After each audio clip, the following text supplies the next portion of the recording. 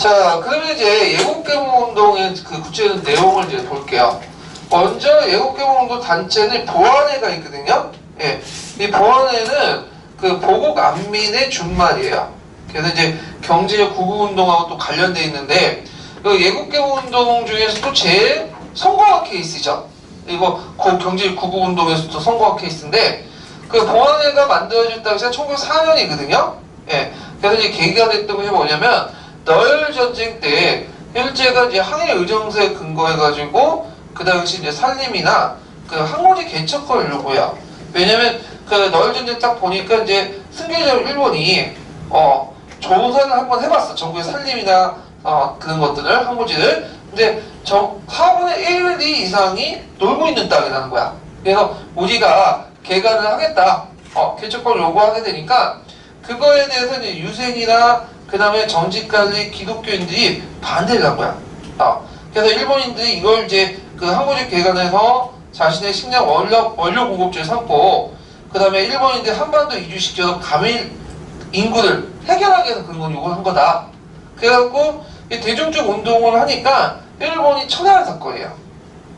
그래갖고 이제 이때 그 활동을 해서 이제 철회하고, 이 대신에 이제 얘네들이 요구한 게 뭐냐면, 우리가 철회할 테니까 이 보안회 해체해라. 그래갖고 보안회가 해체됐죠. 예. 그 다음에 이때 이제 운동 과정에서 그 농간 행사가 이제 설립돼요. 이 농간 행사는 그 관료자본에 의해서 만들어진 건데요.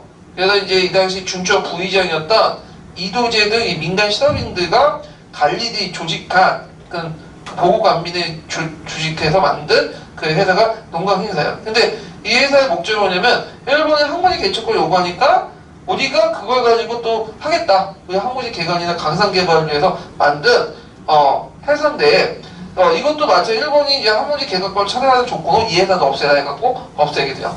예. 그래서 이 내용들 좀 기억을 해주시고, 그래서 일제는 이 운동을 계기로 보안 활동을 위해서 안 되겠다.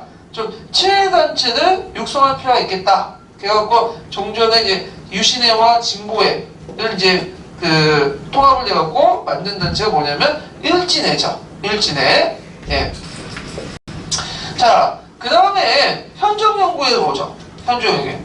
그 현정연구회 중간에 공진회라고 해서 보부상들과 일진회 분만을 가진 독립협회 출신자이 만든 공진회가 있고, 이것도 일본군의 개입으로 해산되고요. 그 중에 이제 그 다음에 1905년에 만든 것이 현정연구회예요.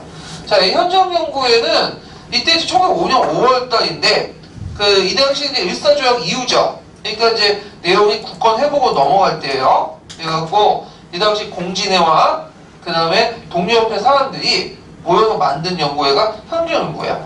그래서 이 현정연구회 활동 내용을 보면, 겉으로는 헌정이 뭐예요? 헌정이 헌법과 입헌체제를 연구한다. 그러면서 실질적으로 이제 독립운동을 많이 했어요. 그래서 을사오조약을 반대하고, 그 다음에 일진회 같은 그 친일파들 반대하고, 대중개몽운동 등을 이렇게 개몽운동을 하게 되고 했는데, 자, 이 사람들의 이제 내용을 보면 그 당시 입헌군제를 달성해서 국민의 민권을 확대시키자. 그래서 그걸 통해서 국가의 발전을 추구하자. 이렇게 이제 주장을 했거든요.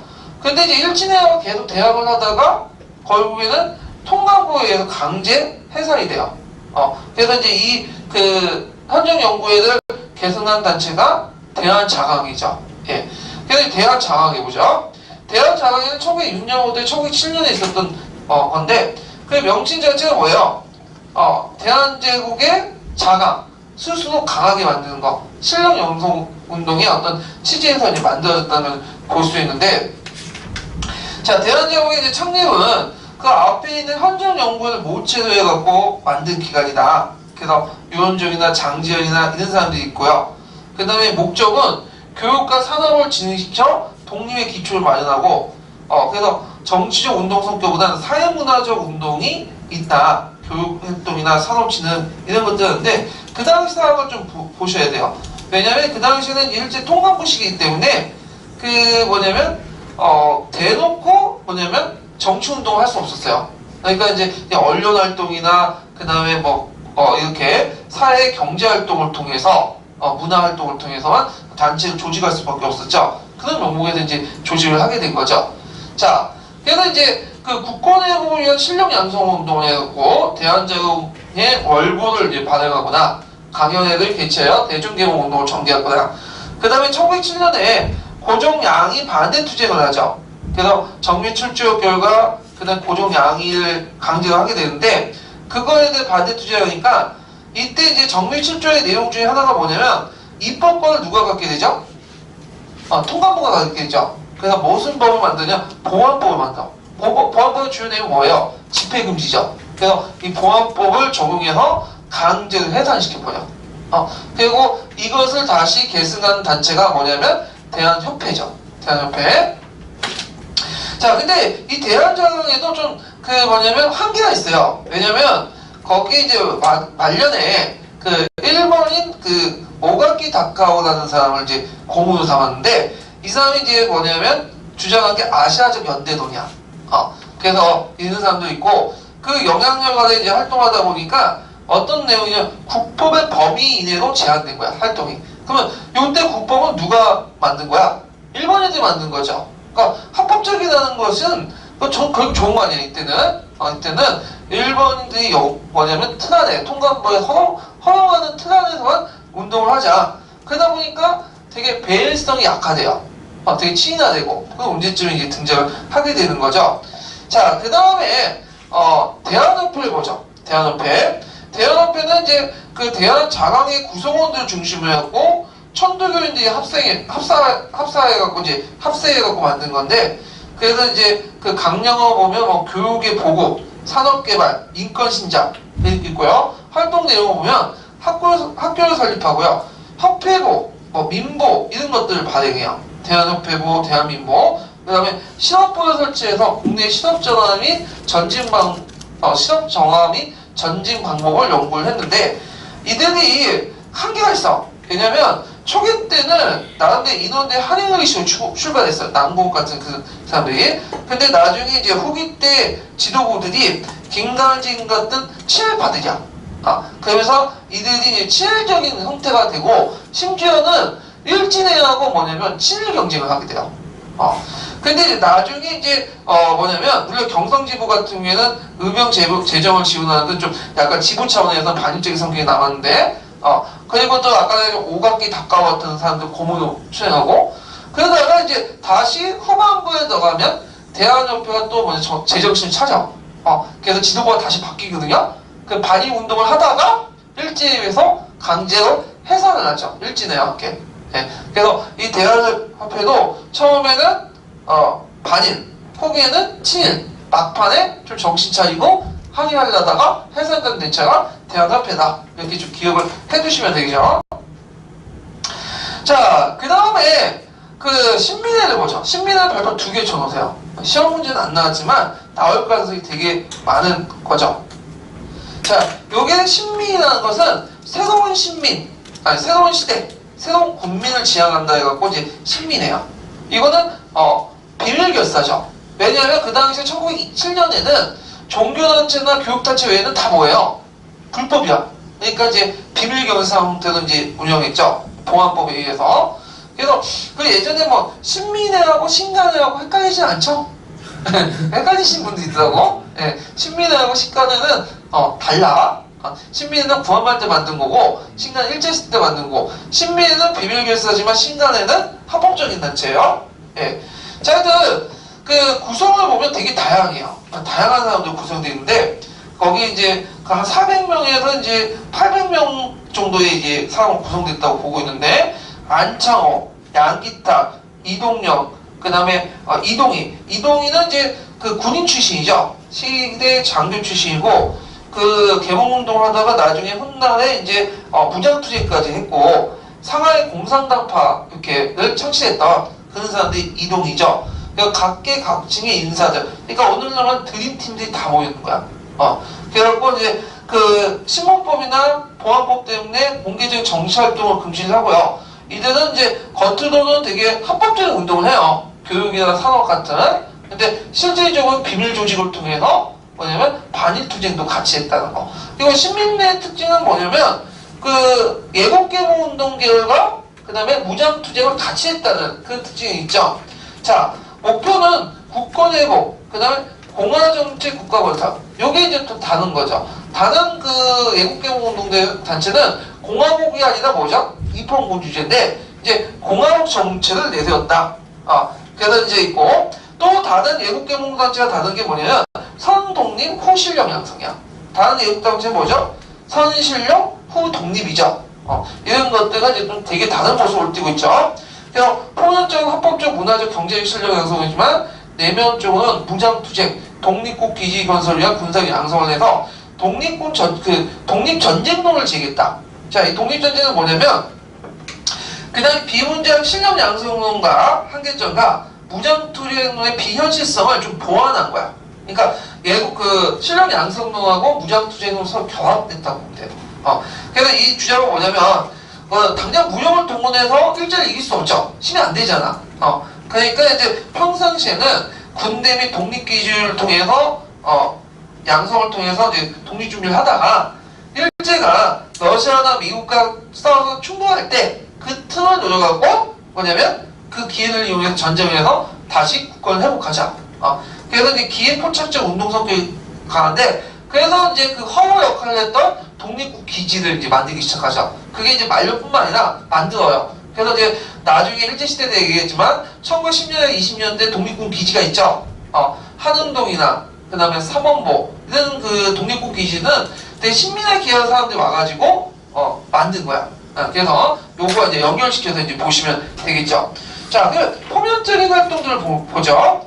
자, 교육에서 이제 평양 대성학교가 있고요. 그 다음에 정주의 오산학교, 그 다음에 이제 그 이런 학교도 있죠. 신교육 운동과 관련된 거죠. 그 예전에 그 뭐에 나왔어요? 역전원과 관련돼 갖고 한번 나온 적 있고, 그 다음에 개몽단체도 만들죠. 뭐 청년하구의 대동청년단, 청년하구에는 이제 합법적인 단체고, 그 다음에 대동청년단은 비합법적 단체, 라는 걸 좀 기억을 해두시면 되고요. 자, 그래 이제 그 청년하구에는 나중에 이제 그 뭐냐면 일제시대 때 국내 수양동호회, 국외는 흥사단으로 계승되죠. 흥사단은 지금도 있어요. 어디에 있죠? 태양로에 있잖아요. 태양로. 흥사단 건물 있죠? 예, 지금도 활동하는 단체죠. 그 다음에 외곽단체로서는 이제 그 뭐냐면 여기는 안 나와있지만 뭐 매일신보, 이런 게 신민의 기관지고요. 그 다음 경제적으로 보면 평양자기회사, 그 다음에 협성동사, 상무동사 이런 회사들인데 이런 회사들은 이제 뭐냐면 자원확보, 그러니까 독립자금 확보를 위해서 만든 단체예요. 그래서 나중에 이제 1910년대에 보면 회사형의 내용에 보면 허가제죠. 그리고 허가했다가 나중에 뭔가 일이 있으면 그 총독부가 뭐예요? 회사를 취소할 수 있죠. 예, 그건 뭐냐면 그 당시 회사가 단순 돈 버는 데가 있는 게 아니라 물론 그런 회사도 있지만 상당수가 또 뭐냐면 독립자본을 마련하기 위해서 이제 이용하는 게 있기 때문에 일제는 이 독립자본의 어떤 차단줄, 돈줄 차단을 위해서 이제 해상을 공부한 목적도 있거든요. 자, 그래서 이런 것도 있고, 그 다음 태극회사라고 해서 이제 민중개몽이나 교과서 출판 이런 것도 있고요. 반직공장, 연초공장, 모건 농촌건설 계획을 했다. 그다음 내면적인 활동을 보면 독립전제동에 일거해갖고 독립군 기지 건설하죠. 군사적 실력 양성을 한다는 거. 그래서 이제 1910년에 그 신민회가 이제 새로운 운동 방향을 이제 모색하기 위해서 양기탁집에 다 모여요. 그래갖고 이때 이제 논의하는 과정에서 그 뭐냐면 무관학교 설립이나 그다음 만주, 서간도 이주 이런 것들이 결정이 되거든요. 예. 그래갖고 이제 이때 신민회 활동을 통해서 이제 그 예국개몽운동과 항일 무장투쟁운동이 결합이 되고, 그 다음에 한흥동, 삼원보, 뭐 신흥무관학교, 신흥문화학교의 그 분교였던 독립무관학교, 밀산무관학교 같은 것들인데 다 신민회 계통 사람들이 만든 거야. 예. 그래서 중요한 역할을 했다. 이런 것도 좀 기억을 해두시면 될 것 같아요. 근데 이제 해체된 사건은 여러분들 알다시피 무슨 사건이죠? 백오인 사건이죠. 그래서 이제 그 백오인 사건으로 해체됐는데, 백오인 사건은 이제 안명근이 항해도 지역에, 그 안명근은 누구죠? 안중근의 사촌동생이에요. 그래서 항해도의 지역 군작을 모집을 했는데, 단순히 모집을 한 사건이야. 근데 이걸 이제 일본 통감부가, 이제 총독부가 뭘로 이제 학대시켰냐면, 그 대다우치 통돌 암살 사건으로 뭐냐면 그 학대시킨 사건이에요. 예. 일종 오늘날은 공안 사건이죠. 그래서 그때 이제 그 배후에 신민회가 있다. 그래서 한 600명 정도의 신민회 회원들을 잡아가죠. 그때 이제 민족주의 기독교인들도 같이 건 거였어. 그래서 이걸 또 기독교 탄압 사건을 또 해요. 예. 그래가지고 그때 이제 600명 중에 105인을 기소했기 때문에 뭐죠? 105인 사건이죠. 물론 이 기소인 중에 거의 상당한 무죄를 판이에요. 왜냐하면 증거가 없기 때문에. 그렇죠. 그걸 통해 신민회가 그게 타격을 받았고 신민회 활동이 국외로 이제 빠져나가요. 이제 자 그래서 이렇게 이제 보면 되고요. 그 신민회는 예국계몽운동 단체 여러 가지 다르죠. 일단 공화 정치를 지향했고, 그 다음에 선독립 후 실력 양성. 근데 다른 데는 선실력 후 독립 양성이죠. 그리고 무장 투쟁을 비판했는데 이건 실력 양성과 무장 투쟁을 같이 병행을 했다. 이렇게 이제 보시면 되겠죠. 자, 그 다음에 교육운동을 보죠. 이 교육운동은 예전에 하면 역교동과 관련을 나누는데 그 당시 교육운동 학회라는 이름으로 이제 설립이 돼요. 자, 학회는 이름은 학술단체지만 실제로는 국권회복을 정치 사회단체 운동이었다. 그래서 예국계몽 운동이 있을 때 교육이라는 게 단순 교육시키는 게 아니라 그 당시에 뭐예요? 인재를 양성시켜서 앞으로 독립을 하기 위한 기반이었죠. 그러니까 교육이 뭐냐면 정치적 운동이었어. 예. 그래서 이제 학회를 많이 설립하고 그 학회에 기간지라든지 학교라든지 이런 것들을 많이 만들었거든요. 배경을 보면 정치단체가 일제히 탄압과 활동에 위축되니까 교육과 식상업에 중점한 각종 학회가 이제 만들어졌고 이들은 기간지를 발행하고요. 그래서 민족사상을 고취시키고 사립학교를 되게 많이 건립했어요. 그래서 신교육을 보급을 하는데 이때 만들어졌던 이제 사립학교가 한 번씩 다 들어봤을 거예요. 고성학교. 고성학교는 그 이용익이 만들었죠. 뭐와 관련됐죠? 오늘날 고려대학교. 그 다음에 그 직명여학교. 그 다음에 그 숙명여학교인데 이 숙명여학교는 누가 만들었냐면 이제 누군지 먼저 왕실 후궁인가? 하여튼 고종이 척인가 엄기인가요? 하여튼 그 사람이 만들었던 학교고 그 다음에 중동학교, 대상학교, 오산학교 이런 학교들이 만들어졌다. 그래서 이제 신교육 운동을 추진을 했다. 이렇게 이제 보시면 되겠죠. 그 외에는 이제 초등교육을 확대한 의무교육 실시를 건의했고요. 그 다음에 야학 강습소, 근대한국 예국사상을 고취시키고, 그 다음에 기간지도 학회 명으로 많이 발행이 됐죠. 그래서 그때 대표적인 학회 같은 경우에는 서호학회, 그 다음에 그 한복홍학회가 이제 서복학회로 바뀌고, 기호홍학회, 간동학회 등 지역별로 이렇게 학회가 만들어졌어요. 근데 이제 일제가 학회령을 공포해갖고 이 학회 정치참여를 금지시키는 그런 것들을 이제 했죠. 자, 그러면 그 관련된 내용을 천재교육에서 한번 찾아볼게요. 천재교육 220페이지 펴보세요.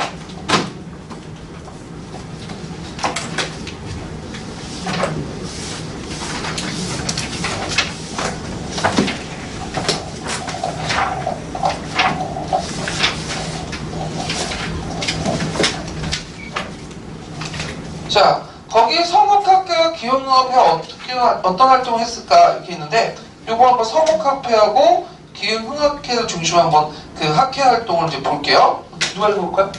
서북학회와 기흥학회는 어떤 활동을 하였을까? 일사조약호 통감부의 간섭으로 정치운동이 점차 어려워지는 가운데 여러 계몽운동 단체들은 교육 진흥과 산업 발전을 목표로 한 문화운동을 전개하였다. 특히 학교 설립 등 교육 진흥 사업을 체계적으로 추진하기 위해 각 지역별로 여러 단체가 조직되어 활동하였다. 서북학회, 기호흥학회 등으로 대표되는 이들 단체는 표면적으로는 교육 진흥을 강조하였지만 실제로는 국권 회복을 위해 애국 사상을 고취하고자 하였다. 1908년 서울에서 조직된 서북학회는 평안도, 함경도, 황해도 지방 출신자들이 중심이 되었으며 서북협성학교, 수상야학, 시학강습소, 농립강습소 등 많은 학교를 세워 인재 양성이 있었다. 서북학회의 중심 인물은 이동희, 안창호, 박은식 등이었으며 신민회와 같이 독립전쟁을 최고 전략으로 채택하여 독립운동 기지 건설을 위해서도 힘을 기울였다. 기호흥학회는 1908년 경기도와 충청도에 학교를 세우는 것을 목적으로 조직되었으며 서울 교사 양성을 겸한 기호학교를 설립하였다. 예. 자, 그래서 이제 학회 교육운동이 있고 그 다음에 예국계몽 운동에는 또 그 언론활동도 있어요. 언론활동. 근데 언론활동 제가 뒤에 부분하고 좀 중첩되어 있는 뺐거든요. 예. 그 다음에 예국계몽 운동의 의의와 한계를 볼게요. 되게 의의는 전반적인 예국계몽 운동의 의의가 아니라 신민의 계통에 한정해서 보시면 돼요. 이거는요. 일단 민족 독립운동 이념을 제시했죠. 국권 회복과 근대적 국민국가 건설 목표한 근대사 발전과 합치되는 과정으로 민족운동을 이념을 제시했고요. 두 번째는 민족동력의 전략을 제시했죠. 그래서 이제 군사적 양성과 함께 독립군 기지 건설, 독립전쟁론에 의거해갖고 만들어졌고, 그 다음에 장기적 민족동력 기반을 마련했죠. 그래갖고 이제 그 당시 항일 무장 투쟁의 기초나 근대 민족교육 그런 것들을 다 만들어줬다. 자, 한계성인데 이때 한계성이라는 것은 식민회를 제외한 다른 단체의 한계성을 말한 거야. 그래서 이제 보면 일본이 식상공업 정책을 내는데 그걸 그대로 받아들인 거야. 이 식상공업 정책은 누가 주장했냐면 이토 시노부미가 주장했죠. 그래서 이등방문이 이제 우리나라 와가지고 너네들이 어느 정도 자주 독립할 수 있는 능력이 되면 독립시켜주겠다. 국권 회복시켜주겠다. 그 말을 순진하게 믿었어. 그래가지고 이제 했고, 그 다음에 또 이제 뭐냐면 제국주의가 내세웠던 뭘 수용했다? 사회진흥론을 수용했다는 거.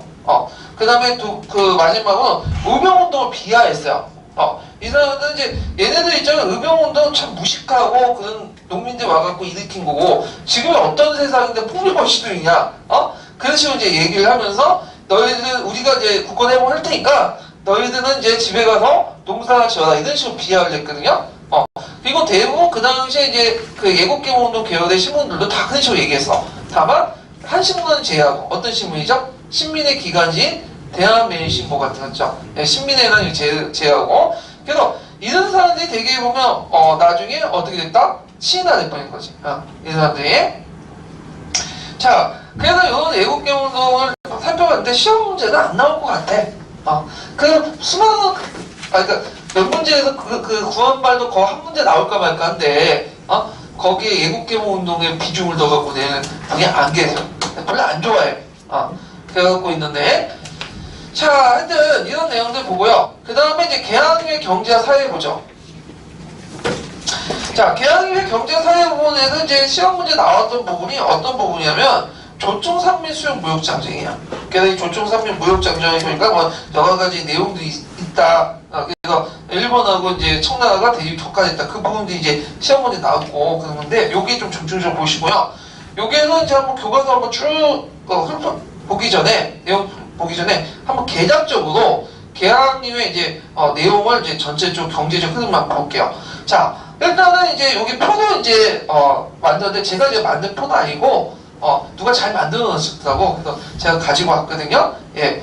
자, 그러면 이제 여기 보면 그 일기 좀 시기를 임의적으로 좀 구분해 볼게요. 여기에서 자, 강화도 조약은 몇 년에 일어났죠? 일단 1876년에 일어났죠. 그 다음에 임오군란은 1882년에 있죠. 표가 여기 빠졌네. 여기 네모칸 있어야 되는데. 예. 자, 있고 그 다음에 청일전쟁은 몇 년에 일어났죠? 1894년에 있죠. 자, 아간파천 몇 년에 일어났죠? 1896년에 일어났죠. 너일전쟁은 1904년. 예. 그리고 항일 병합은 언제 일어났죠? 1910년. 원래 병합이라는 말씀은 잘못된 건데 병탄이 되겠죠. 병탄. 예. 자, 그러면 강화도 조약에는 임오군란을 임의대로 일기라고 해요. 일기. 그 다음에 임오군란에서 그 다음에 청일전쟁까지는 2기로 하고 그 다음에 청일전쟁에서 아간파천까지는 3기로 하죠. 그 다음에 마지막으로 너일전쟁에서 한일 병탄까지는 4기 이렇게 나눠보죠. 그러면 1기를 보죠. 1기는 강화도 조약과 임오군란 전인데 이때는 일본의 경제를 장악했던 시기야. 그래서 이때 이제 관계 조일수 조교보러 가고 조일통상 조약이죠. 그래서 조일수 조교에는 거주지무역, 개항적 심리내에서만 할 수 있기 때문에 그것을 내지까지 이제 운반시켜주는 상인들이 필요하죠. 객주나 보부산이나 이런 사람이 성장을 하죠. 이때는 이제 무슨 무역이라고 하냐면 중개무역이라고 해요. 그래서 일본의 그 영국산 면직물을 이제 갖다 팔면 그걸 이제 계약적 심리까지 간행이장에 거쳐갖고 못 가니까 누구한테 전달해줘요? 한국 상인들 전달해주면 조선 상인들 와서 팔아주는 거야. 그래서 이때는 그 객주나 보보상들 기존의 그 상인들이 득을 얻었어. 그래서 그 면직물 갖다 팔고 대신에 사와가지고 다시 일본 넘겨주는 그런 역할을 했죠. 자, 그 다음에 조일통상 장전에 관한 수출 물관세, 그 다음에 양국의 무제한 유출이 있는데 요게 좀 약간 좀 잘못됐죠. 방공령은 그게 뒷부분이죠. 개정 조율통상인데 요거와 연결시켜야 되는데 좀 요 앞부분이 좀 앞서가 있네. 예, 요거 좀 지우시고 이렇게 연결되어 있는 거. 예. 자, 그 다음에 이제 이때 당시에 미명 교환 체제가 형성됐죠. 그래서 이제 식량 부족이라고 국내 명반지 공업 세트하고 또 뭐냐면 약탈무역이 행해져요. 약탈무역 일본인들이. 자, 그 다음에 임오훈련 이후부터 해갖고 이제 조총산미 수요 무역장정 요거 별표 2개 쳐놓으셔야 되죠. 예.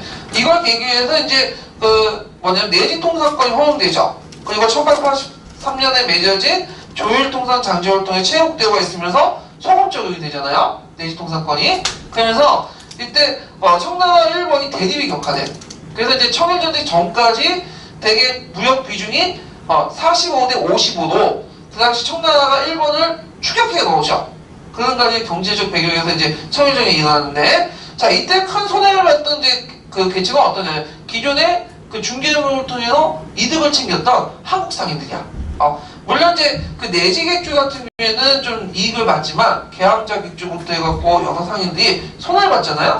이때 그 구호운동이 펼치죠. 이게 상권수호운동이죠. 그래서 한국중앙총상회 시장상인을 중심으로 한국중앙 그 총상에서 조직을 하고 상회사를 만들고 이때 뭐 산업자본, 금융자본 뭐 이런 것들이 형성이 돼 있던 거고요.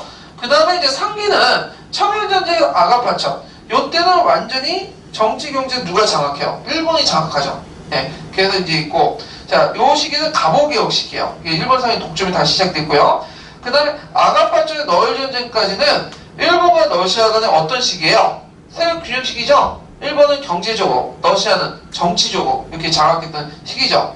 자, 그 다음에 너일 전쟁부터 했고, 이제 여기 그 한일 병따까지는 완전하게 뭐가 되면 일본이 개판 쳤던, 독점했던 시기죠. 그래서 요때 이제 항해 의정서에서 이제 뭐냐면 토지 약탈도 이제 시작되고 철도 금융지 명목으로 이제 약탈당하고 그 다음에 동양 척식주식회사가 만들어지죠. 1950년에. 그리고 일본에 이제 차관이 제공되고 그 다음에 메가다의 이제 화폐개혁도 일어난 시기가 요 시기에 해당하죠. 그러면 이런 경제 침투에 맞서가지고 우리는 가만히 있었냐? 그게 아니죠. 경제적 구국운동도 같이 있었죠. 그래서 그 경제 구국운동에 보면 첫 번째 방공령이야. 이 방공령은 여기 1기로 되어 있지만 엄밀하면 1기가 아니라 2기에 해당하는 건데, 자, 방공령을 실시했죠. 그래갖고 이 방공령은 정보 주도했다. 거기에 100여 회 이상인데 우리가 알고 있는 방공령 두 번밖에 없잖아. 항해도하고 한경도, 강원도인가요? 한경도 맞죠? 그 두 번밖에 없는데 왜 방공령은 조선시대 때 되게 많았어요. 그러니까 지방 관찰사가 내리는 수 있는 권한이 방공령이야. 근데 이제 대표적인 이제 눈에 띄는 방공령이 2개라는 뜻이지, 얘가 딱 2개만 있었던 건 아니에요. 예전부터 있었던 거예요, 이거는요. 예. 자, 하여튼 이런 것도 있고, 그 다음에 상권수호운동, 그 다음 독립협회가 했던 이권수호운동, 그 다음 보안회, 국제보상운동 이렇게 있는데, 그 중에 이제 정부가 주도했던 건 방공령이고, 나머지 상권수호운동, 이권수호운동, 보안회, 국제보상운동은 민간이 주도하는 거죠. 예. 그래갖고 그때 성공한 운동이 뭐야? 그래도 보안회 또 보안회. 그 외에 이제 그 상해사가 성립되고 그냥 산업자본, 금융자본 이런 것들이 형성됐다. 이런 건데 이 자세한 내용은 뒷부분에 좀 얘기를 하고요. 그래서 전반적으로 이렇게 한번 살펴봤어요. 예. 자, 그러면 뒤에 넘어가서 이제 구체적인 내용 볼게요. 자, 일본 상인대 무역 독점 내용 보죠. 자, 여기는 제가 앞에 이제 했던 부분 중에 어디에 해당할까요? 1기에 해당해요. 1기. 그러니까 1876년 강화도 조약에서 그 다음에 조청산미 수용 무역장정 바로 전까지 1기를 해당하는데, 요때는 이제 거주지 무역을 하죠. 이 거주지 무역은 조차지예요. 조차지. 그래서 계양자 간에 그 땅을 빌려주고 거기에 일본이나 중국이나 이런 사람들이 사는 목적으로 이제 만든 무역이 조개. 조차보다는 조개네요. 조개지인데, 자, 그 조개지 무역을 이제 거주지 무역이라고 해요. 그래서 이때 이제 간행 이정에 따라서 일본인들은, 외국인들은 몇 리까지만 나갈 수 있죠? 10리. 예. 그래서 조일수 조교 부역에서 그렇게 나오는데, 나중에 조일수 조교 소각에 의해서 어떻게 50리가 늘어나죠. 그리고 그게 없어진 것은 조청 산민 수용 무역 장정 내지통상권 인정에서 이제 없애게 되죠. 자, 그래서 이제 있고, 그래서 조선 상인을 매개로 해서 중개무역을 했고요. 그 다음에 그 감리소를 설치했는데, 요 감리선은 이제 그 주로 계양장 내에서 통상사무와 이런 걸 담당하게 설치했고요. 일단 그 다음에 약탈무역이었다. 되게 일본 초창기 때 어떤 그 상인 출신들이 어디 출신이냐면 스시마와 큐슈 출신들이야. 이 사람들은 좀 일본의 핵심부가 아니죠. 그 당시 일본의 그 핵심 세력들은 어떤 세력들이에요? 이 사람들은 이 사람들은 이제 그 나중에 얘기했지만 사스마와 조슈번 출신이잖아.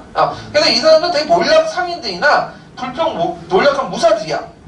그래서 이 사람들이 이제 주로 일본에서 그 생산된 그 뭐냐면 주로 어떻게 하냐면 주로 영국의 비중품 사치품하고 면사를 가지고 와요. 그래서 한국에 갖다 팔아. 근데 그 당시에는 양국 간의 어떤 물가 표준이 정해져 있잖아. 그러니까 이게 뭐냐면 지금은 인터넷 두드리면 어디서 어떻게 물건을 판매하는지 알 수 있죠. 가격을. 그걸 잘 몰라. 그리고 조선상인도 국제시설이 잘 모르죠. 그러니까 너무 갖다 비싸게 파는 거야. 거기다 일본 영사재판권, 화폐사용권, 수출 상품에 무관세하니까 개판 치는 거죠. 그래서 예를 들어갖고 장사를 하다가 일본 상인들이 좀 열받아갖고 한국 사람들 두들겨 팼어. 그러면 범죄를 저질렀잖아요. 근데 이걸 어디에서 심판받냐면 일본 영사가 와서 일본 법원을 통해서 하는 거야. 일본 영사는 제대로 하겠어요? 그냥 훈방 조치하죠. 그러니까 이제 약탈무역이 가속화될 수밖에 없는 거죠. 자, 그리고 이제 중개무역이 행해졌다고 했죠? 이 당시에. 이때 중개무역이라는 건 두 가지 의미가 있는데, 하나는 그 일본 애들이 영국산 면제품을 갖다 파는 얘기를 말한 거고, 하나는 안에 있다 보니까 밖으로 못 나가잖아요? 거유지 밖으로. 거유지 중개를 통해서 한국 상인들이 끼고 하는 게 중개무역이다. 이렇게 보시면 되죠? 그래서 영국산 면제품을 판매하고요. 조선의 곡물과 기금속을 원자적 방수체. 이걸 무슨 교환체제라고 하죠? 미면 교환체제. 예. 그래갖고 이제, 미면 교환체제인데, 이때 이제, 이게 관련되어갖고 나타난 사건이 나중에 이제 방공령이라든지, 산미진식계, 여기. 그래서 일본은 구한말부터 일제시대까지, 우리나라한테 요구한 건 뭐야? 제일 중요한 게 쌀. 그래서 일본의 노동력에게 공급할 수 있는 값싼 쌀이 필요했던 거야. 그것을 이제 면으로 해서 교환했던 체제가 미면 교환 체제야. 이렇게 좀 기억을 해두시면 되는데, 요때 금이 많이 유출돼요. 일본뿐만 아니라 미국을 통해서 세계 열강대 우리나라 왔고 금이 많이 유출되잖아요. 그래서 이제 일본은 그 우리나라에서 금을 많이 유출했기 때문에 일본이 나중에 1897년에 근본이 태어날 수 있는 기반이 되는 거예요. 우리는 거꾸로 못하게 되는 거죠. 참 안타까운 입장이죠. 그래서 그때 만약에 우리 스스로 금을 강사를 개발해갖고 금을 많이 보유했으면 나한테 그걸 바탕으로 해서 그 여러 가지 근대화수를 할 수도 있고 무기도 구입할 수도 있고 국방력도 강화할 수 있었던 계기가 됐던 건데 이거 뺏기게 되는 거죠. 네, 이런 것들 좀 기억을 해두시고요. 그러면 이 관련된 내용, 중개무역과 관련된 내용 한번 천재교육에서 한번 찾아서 좀 읽어볼게요. 천재교육 194페이지 보세요.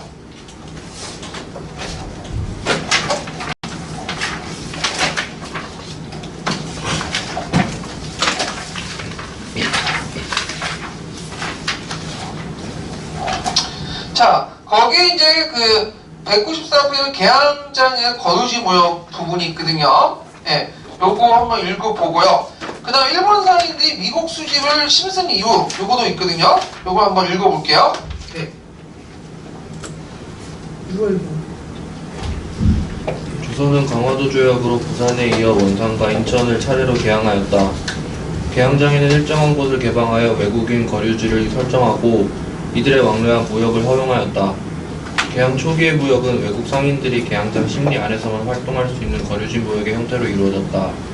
이 때문에 외국 상인과 국내 상인의 거래를 중개하는 개항장 객주가 새로이 등장하였다. 이 무렵 일본 상인의 진출이 본격적으로 이루어졌다. 일본 상인들은 개항장에서 치외법권, 일본 화폐 사용, 무관세 등의 특권을 누리며 무역을 독점하였다. 이들은 홍콩, 상하이 등지에서 영국산 면직물을 가져와 팔고 조선에서 쌀, 콩, 쇠가죽 등을 사가는 중개무역으로 큰 이익을 남겼다. 특히 곡물은 생산지에서 조선 상인들이 수집하여 개항장 객주에게 넘기면 일본 상인들이 이를 구매하여 일본으로 가져갔다. 일본으로 곡물 수출이 늘면서 국내의 곡물 가격 상승과 식량 부족으로 농민과 하층민들은 많은 어려움을 겪게 되었다. 또한 기계로 짠 값싼 면제품이 대량으로 들어오면서 조선의 면포 수공업은 물론 간의 수공업으로 면포를 생산하던 농민들도 심각한 타격을 입었다. 여기는 기계를 짠 면제품을 대량으로 넣을 때는 근데 이게 영국산 면직물이 아니라 좀 있다가 일본산 면직물 넣을 때 이제 타격을 받은 거죠. 그리고 이제 거두지 무역에서 큰 이득을 봤던 그 조선상인은 개항장 객주가 있어요. 근데 이제 나중에 그 조총산민 수용 무역장정을 통해서 이 개항장 객주는 몰락을 하거든요. 대신에 내지 객주가 이제 뭐냐면 이득을 봐. 내지 객주는 지금 소매상이야. 왜냐면 일본 애들이 물건을 가지고 와서 내주에 팔면 자기들이 직접 팔 수는 없죠. 가지고 올 수 있어. 왜냐면 말이 안 통하잖아. 그러니까 이제 일종의 구멍가게 했던 그런 사람들이 내지 객주 이렇게 보시면 되겠죠. 자, 그럼 일본 상인들이 미국 수주에 심원을 기울였던 이유 한번 읽어볼게요. 개항 초기 일본 상인들은 쇠가죽을 주로 사들였으나 이후 점차 곡물, 특히 쌀을 사들였다.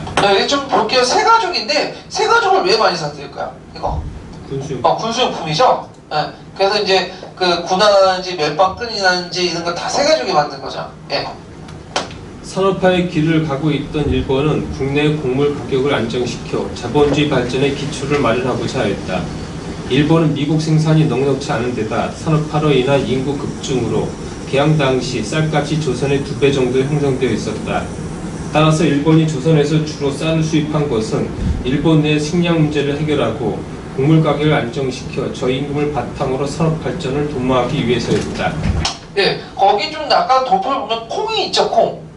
콩을 우리나라에서 많이 사갔는데 왜 그러냐면 일본도 콩이 많아요. 근데 이제 나중에 일본이 상업화되면서 주로 뭘 키우냐면 모카밭이나 그 다음에 이제 상나무 있죠. 뽕나무 밥을 만든 거죠. 생사나 면실, 면화가 이게 주 수출품인데 그러니까 이걸 콩밭을 얻고 그걸 만드는 과정에서 콩이 많이 부족한 거야. 그래서 이제 콩을 많이 가져온 이유도 있어요. 수입한 이유도. 그래서 이제 이런 내용들 좀 기억을 해주시고요.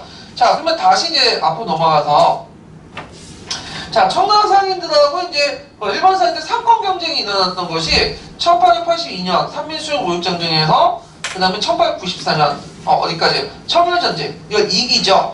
그래서 임오군란 이후에 이제 청과 조총 산민수용 무역장정이 체결되면서 청일 상인 간의 어떤 경쟁이 치열했고 특히 청나라 같은 경우에는 그 당시에 우리나라가 이제 그 청나라에 압력가 있었잖아요. 그래서 그 상인들은 값싼 금리를 받고 금리를 통해 자금도 빌리고 청나라의 어떤 정책적 특혜를 받으면서 시장에 진출하게 돼요. 그래서 그 계기가 됐던 것이 아까 한 산민수용 무역장정이죠. 그 내지 통상권까지 얻게 되고 일본도 조율통상 장정에 조약에서 이제 그 체육대를 통해 소급 적용을 받게 되죠. 그래서 청일 상인 간 약탈이 심화되고 특히 청나라 무역 규제 급속히 증대해서 일본을 위협했던 그런 거죠. 그리고 거주지 무역이 타파되고 이제 중개 무역할 때 국내 상인들이 타격을 입죠. 그래서 시장 상인을 중심으로 해갖고 한국 중앙 총상회를 해서 상권 수호운동 대응했다. 그다음 일본 상인 내륙이 진출하면서 종종 영국산 면직물이 아니라 이제 일본산 면직물을 갖다 팔죠.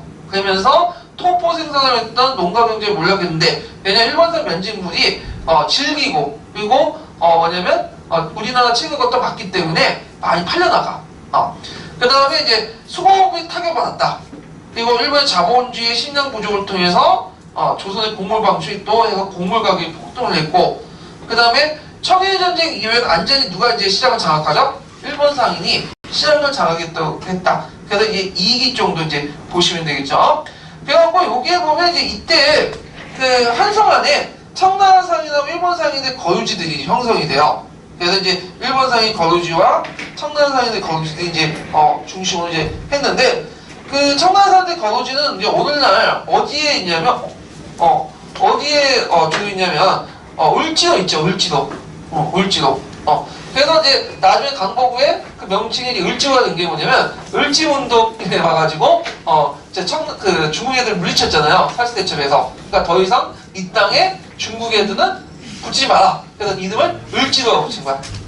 그리고 참고로 충무로 있죠. 충무로. 그 동국대 우리 쫓겨났는데 그 충무라는 명칭은 이제 뭐하나 혼마치였거든 예전에. 거기 일본 사람들이 많이 있어요. 그래서 충무 그 명동 일대 명적이라 해갖고 그 일본 애들이 많이 살았던 곳인데 그래서 강보구에 이제 일본 애들이 거기서 이제 더 이상 발붙이지 마라 해가지고 이 그 혼마치를 충무공 이순신 이름을 따서 충무로 이렇게 부르게 되죠. 네. 자, 하여튼 이런 것들이 있다라는 걸 좀 기억을 해두시면 될 것 같아요. 자, 그러면 195페이지 표 오세요. 한번 읽어볼게요. 그 천재교육.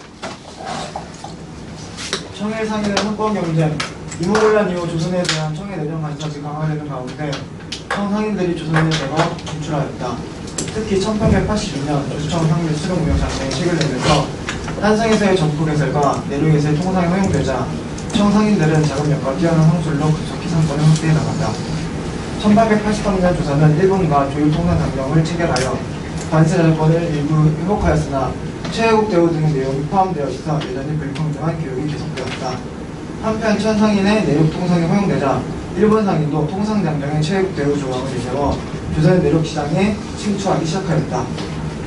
개항 초기에는 일본 상인이 조선의 무역을 거의 독점하였으나 이모곤란 이후 청상인의 진출이 활발해지면서 일본 상인과 청상인의 경쟁이 치열해졌다.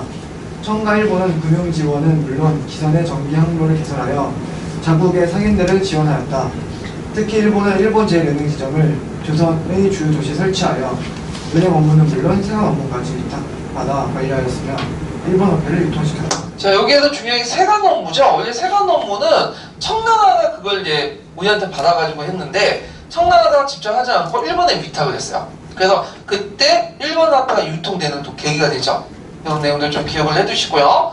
자, 그러면 이제 그 심층학습을 좀 볼게요. 이게 이제 예전에 시험 문제 나왔기 때문에 좀 더 살펴봐야 텐데, 자, 거기에 옆에 보면 이제 통계로 보는 대무역이 있죠.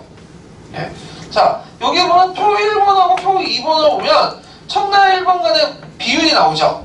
그래갖고 이제 특히 2번 같은 경우는 점점 청나라가 일본을 쫓아가는 그런 형태가 이제 이루어지고 있고요. 그러면 여기에서 좀 볼게. 1890년대 전후해갖고 세 가족에서 쌀로 전환이 됐고 일본은 특히 일본 같은 경우에는 인구조합 경직공업 그래서 콩밭을 뽕밭으로 바꾸는 삼나무 이렇게 심고 하면서 수요가 부족하니까 한국에 콩을 수입했다. 그래서 일본은 초기 때 그다음에 1900년대 초반 때 그 주요 생산품이 뭐냐면 생사야. 생사가 뭐죠? 뽕나무에서 뽑아놓은 그 누에고체를 보면 실을 말하는 거죠. 예, 그걸 미국에 수출했어요. 그게 주요 이제 수출품이었거든요.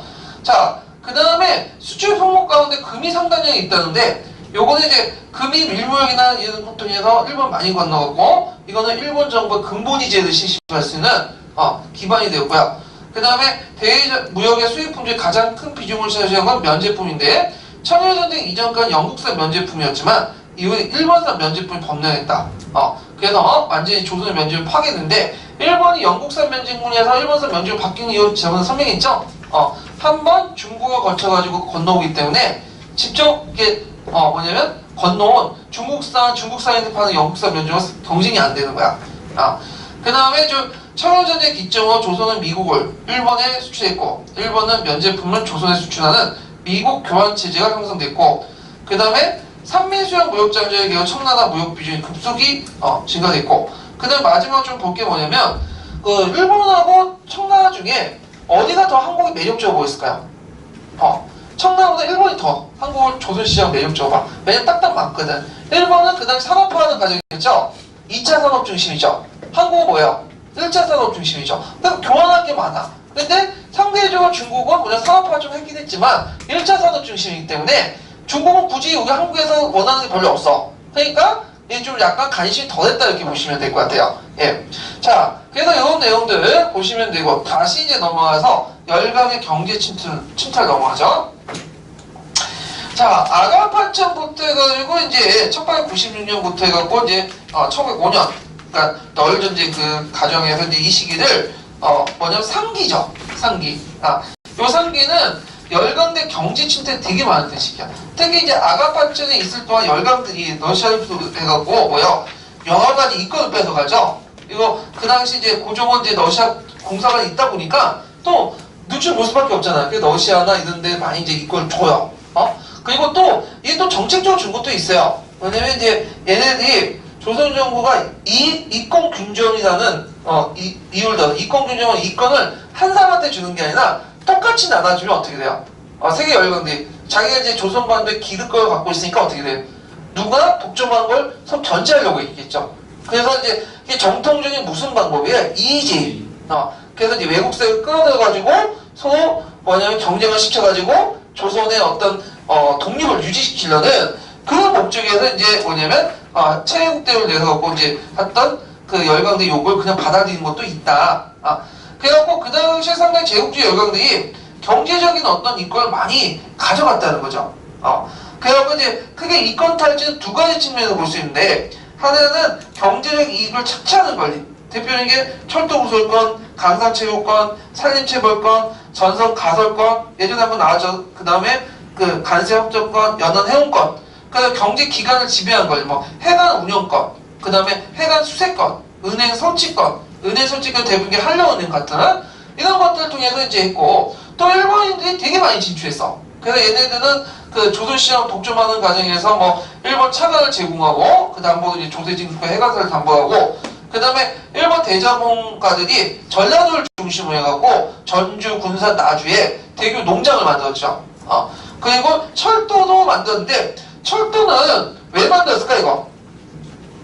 네, 되게 제국주의 열강들이 그 먼저 그 식민지 하는 과정에 제일 만든 게 철도야. 철도는 일단은 그 자국의 물품들 뭐야? 효율적으로 팔 수가 있죠. 이 철도를 통해서. 그리고 식민지 안에 있었던 여러 가지 물자를 빼갈 수 있고, 그 군대를 동원할 수 있는 중요한 요충지가 철도죠. 그래서 일본 상품과 군대 수송을 하는 침략통으로 철도를 만들었고, 최초의 철도는 경인선이죠. 그리고 경부선, 경인선, 너일전쟁 때 일본이 만든 건데, 이 철도는 그 우리나라 이제 철도의 이제 기본 방향이 됐던 것이 이제 그 간선 있죠. 이 십자가 간선 있죠. 이걸 다 누가 만들어줬냐면, 고정 인정하고 싶지 않지만 일본 애들 다 만들어준 거야. 네. 일본인은 우리를 위해서 만들어준 게 아니죠. 네. 자기들을 위해서. 그래서 너일전쟁 마중에 그 다음에 또 일제 그 뭐냐면 상품을 팔기 위해서 이렇게 만들어줬는데, 철도 부선에 대해서 좀 얘기를 해볼게요. 거기가 좀 약간 좀 잘 안 보이는데, 제가 손글씨로 예전에 한번 만들어놓은 표가 있거든요. 그래갖고 그걸 제가 그 보충 자료로 첨부를 해놓을게요.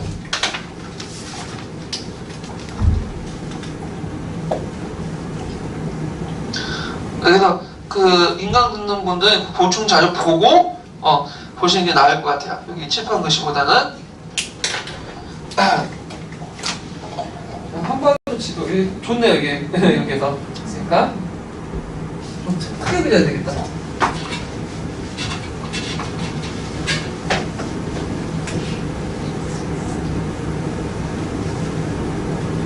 이렇게. 예. 자, 그러면 이제 한반도에 보통 그 철도 구성만이 보통 우리가 이제 지휘시간에 배운 분들 있겠지만, 여기 서울을 일단 중심으로 이게 뭐야? 십자형도로죠? 십자형 형태로 되어 있죠? 예. 자, 그러면 먼저 만든 것이 뭐냐면 서울하고 여기 인천을 연결하는 무슨 철도야? 경의선. 경의선을 먼저 만들었어. 네. 그래서 이 경의선은 서울과 인천을 연결하는 그 한국 최초의 철도예요. 그래서 처음에는 이제 일본이 구성권을 얻은 게 아니라 그 1896년에 미국인들 그에게 부설권을 줬어요. 미국 모스라는 사람에게 부설권을 이제 줬는데, 이 사람이 경의선을 만들다가 경의선이 아니라 경인선이네. 예. 경자는 서울 경자, 인천 연결 경인선이죠. 예. 발전됐어요. 자, 이 사람이 이제 경인선을 만들다가 그 부도가 난 거야. 자금이 부족하니까 그걸 다시 인수한 사람이 뭐냐면 일본 사람이야. 그래서 경인철도 그 회사를 만들고 1897년에 경인철도 회사를 만들고, 그 다음에 1900년에 완공을 했죠. 이게 첫 번째 이제 결차고요. 두 번째는 이제 완공한 건 뭐죠? 서울하고 부산을 연결하는 선이죠. 이걸 무슨 선이라고 하죠? 그렇지, 경부선이라고 하죠.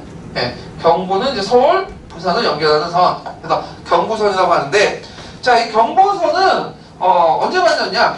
일단은 이제 부설권은 이제 1898년에 부설권을 얻었죠. 예.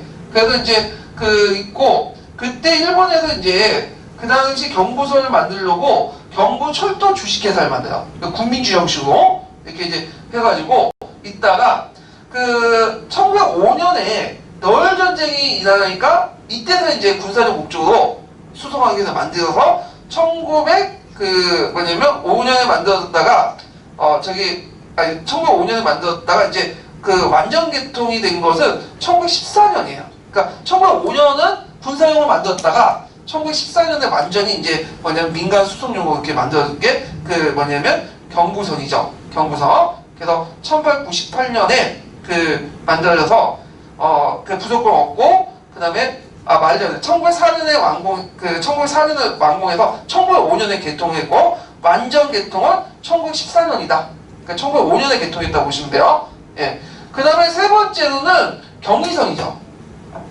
경의선 어디가 있느냐? 서울하고 이게 신의주죠. 의주가 아니라 신의주예요. 예.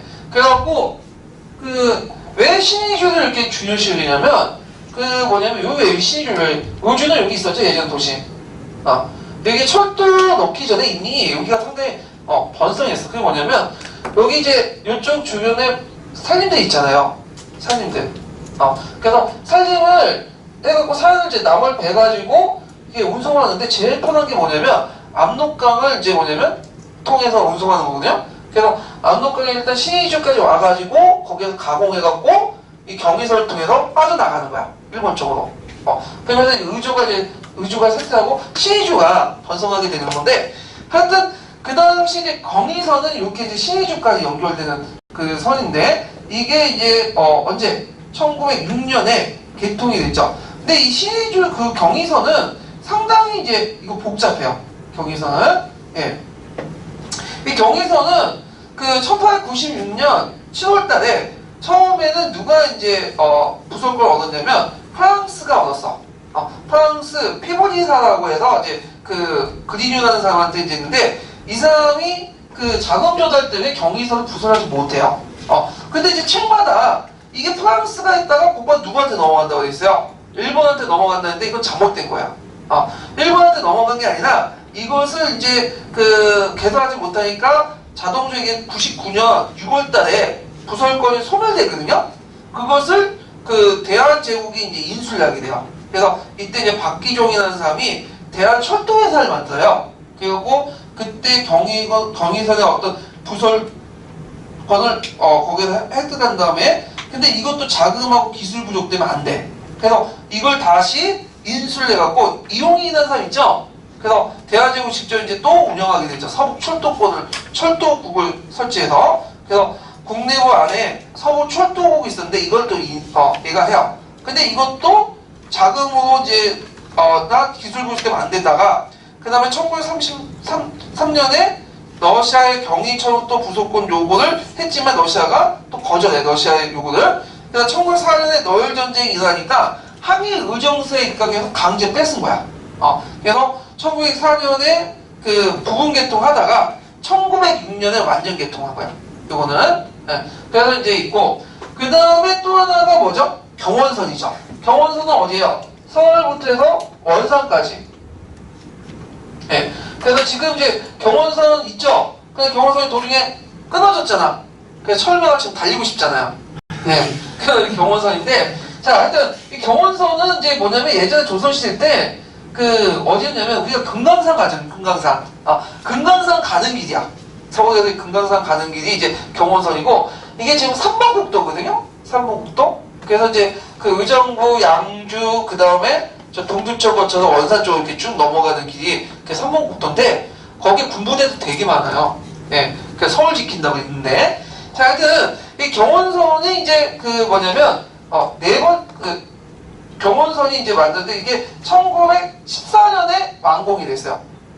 1914년에. 그래서 이제 1905년에 너울 전쟁 이후에 이제 일본 정부에서 이제 군사적 목적에서 만들기 시작해갖고 1914년에 만들어졌기 시작했고요. 그 다음에 또 하나가 또 뭐죠? 호남선이죠. 이렇게 해갖고 대전 쪽으로 넘어가는 것이 있었잖아요. 이게 호남선인데 이 호남선은 이제 이것도 이제 마지막으로 1914년에 만들어진 거야. 1914년. 예. 그래서 경인선, 경부선, 경의선, 호남선, 이렇게 경원선. 그리고 완전히 십자형 도로가 완비됐다. 그래갖고 이제 요 완비된 사람 그거는 1번이 완비해준 거야. 1번이. 그리고 요게 이제 그 간선이고요. 간선. 그 다음에 간선을 기반으로 해서 지선이 있죠. 지선도 이 지선은 이제 우리나라에서 좀 만들려고 했어. 대한제국정부에서. 처음에 간선을 만드는 게 경원선을 만들려다가 이게 안 됐잖아요. 그래서 지선을 한번 해보려고 했는데 지선도 기술과 자본도 없어. 그러니까 일본한테 또 뺏겼죠. 예. 그래서 철도 다 누가 만들어줬다? 일본 애들 다 만들어준 거야. 기본선언은. 예.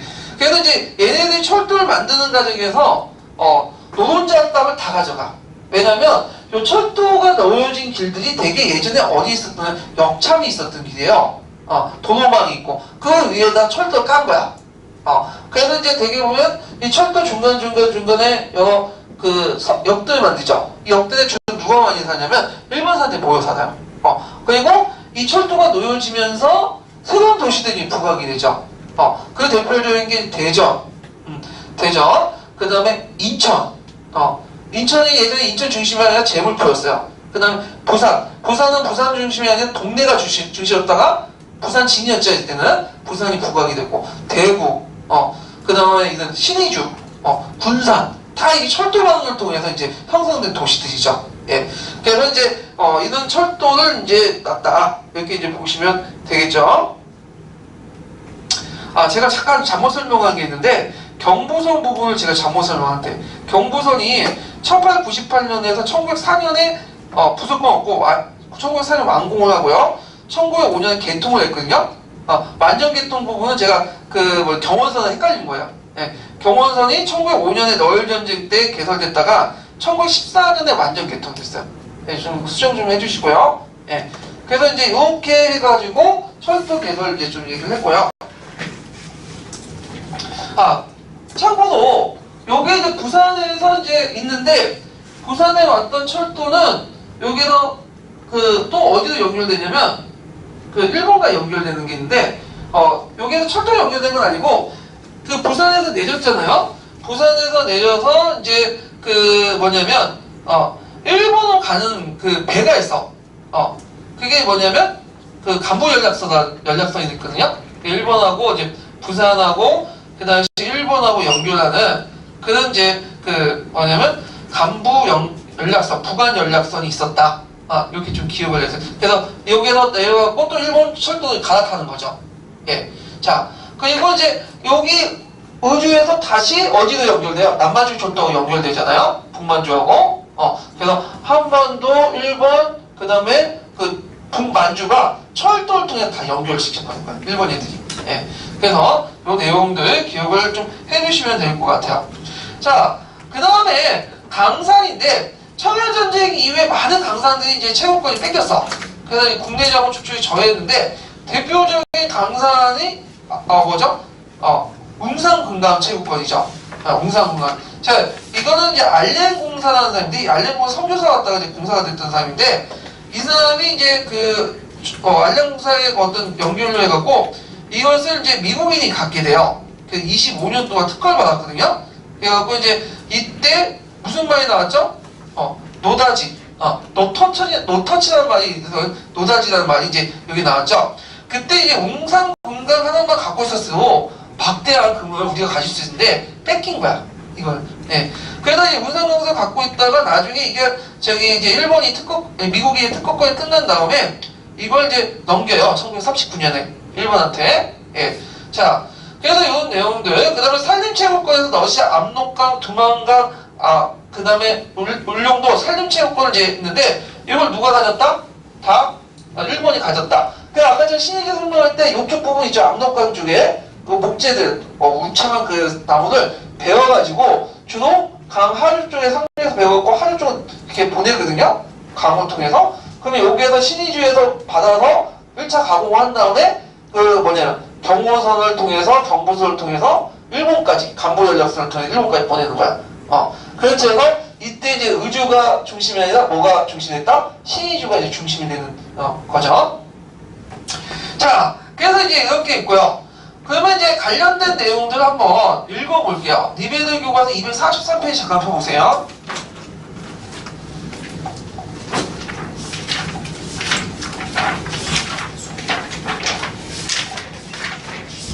니베르 교과서 243페이지.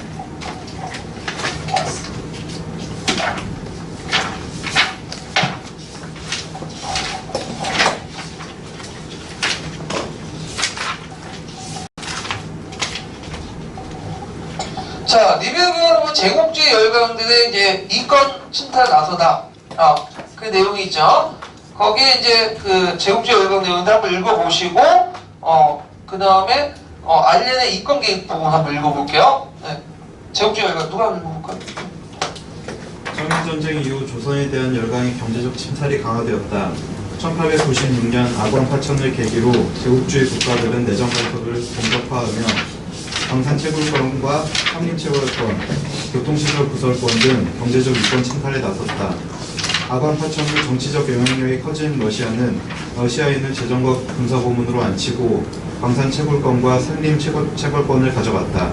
러시아는 1896년 압록강 산림채굴권, 도만강 산림채굴권, 그리고 울릉도의 산림채굴권을 빼앗아갔다. 또한 함경도 종성과 경성의 광산채굴권도 차지하였다. 미국은 운산 금강채굴권과 철도 전기 분야에서 이권을 차지하였다.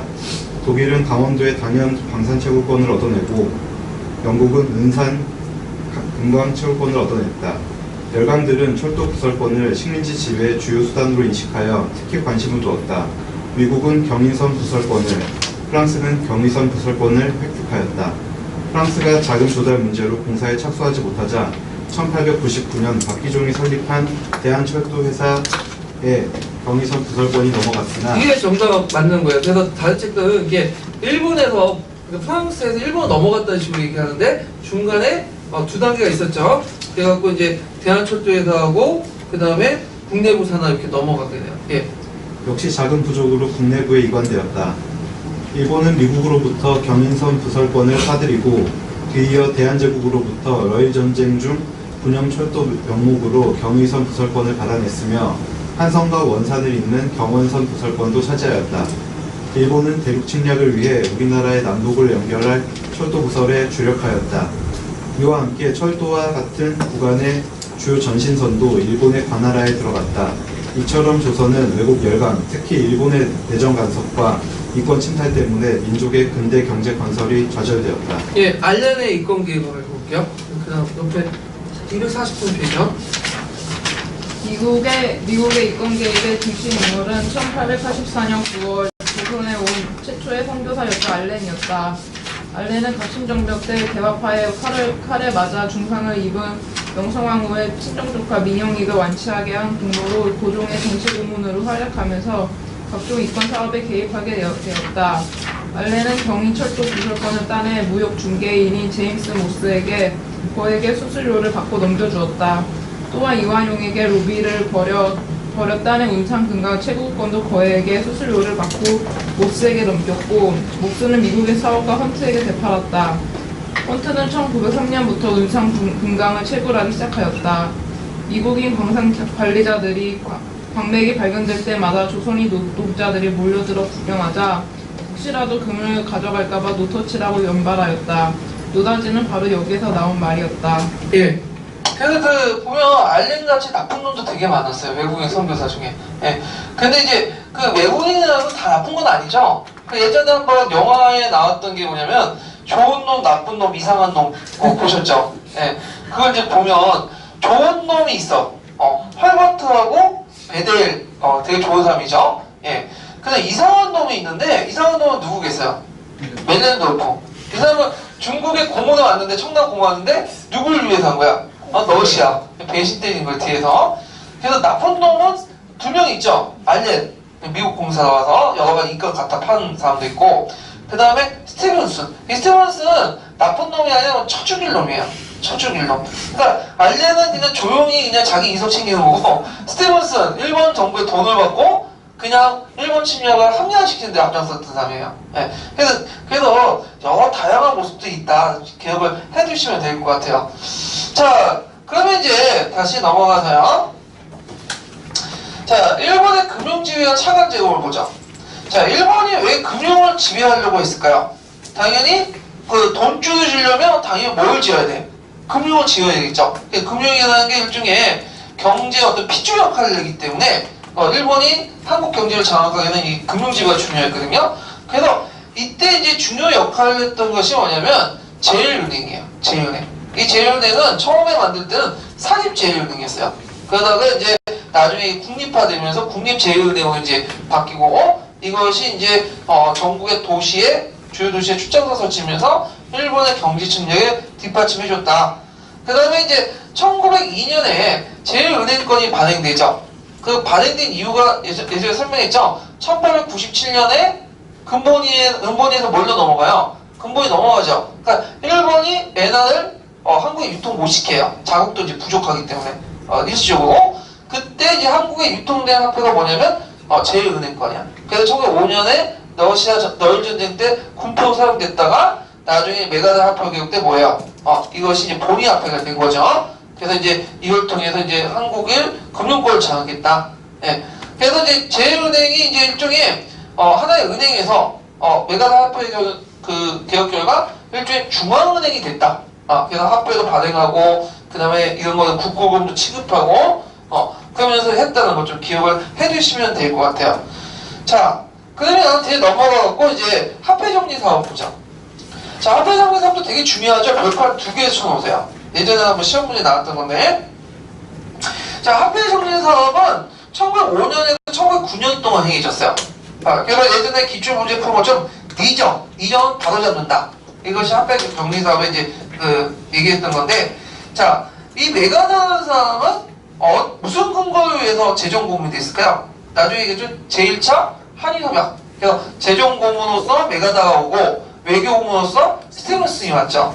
자, 이 사람의 목적 뭐냐? 자, 화폐 정리사의 목적은 이제 뭐냐 하면 한국의 화폐를 정리해가지고 일본이 금융권을 장악하는 거야. 그래서 한국을 지배하는 목적이었고, 그 다음에 대한제국의 재정과 유통체계를 장악해서 식민지연의 형태를 접합하는 형태로 개편되는 거. 그래서 일본은 그 일제시대나 통감부 시대 특징의 원칙이 있어. 한 가지. 최소한 식민지 통치 비용은 적게 든다는 거야. 그래서 그 속에서도 최대한 빨리 많은 걸 끄집어낸다는 거야. 그래서 식민지 투자의 경영에 필요한 여러 가지 치안이나 국방 이런 것들 비용이 있잖아. 이걸 최소화시켜요. 얘들은 복지나 이런 것들. 그리고 그 대신에 약탈은 극대화시켜. 그리고 식민지 자체의 재원, 통치의 재원은 일본에서 끄는 게 아니라 한국에서 한다. 그러니까 자기 돈 끌어서 하는 게 아니라 한국 자본을 끌어서, 그러니까 한국에 있는 그 재원을 끌어서 식민 통치한다는 게 그 원칙이거든요. 예. 자, 하여튼 그런 목적에서 이제 화폐 정리 사업을 했다는 걸 좀 기억을 해두시고요. 조금 빠먹었네. 화폐 정리 사업 별칭은 재정 정리 사업이에요. 똑같은 말이에요. 예전에 한번 시험 문제 나왔던 거죠. 그거 연결시켜서 보시면 되고, 그 다음에 이제 이에 의해서 화폐 조례를 반포했어요. 화폐 조례 내용을 보면요.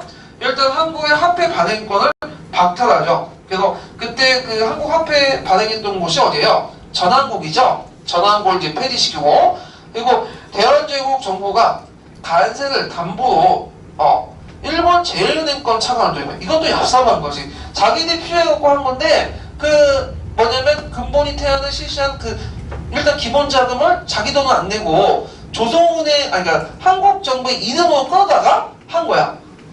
그래서 이제 있고, 그 다음에 이제 이에 따라서 이제 한국 화폐를 근본위에 따라 예전에 뭐였죠?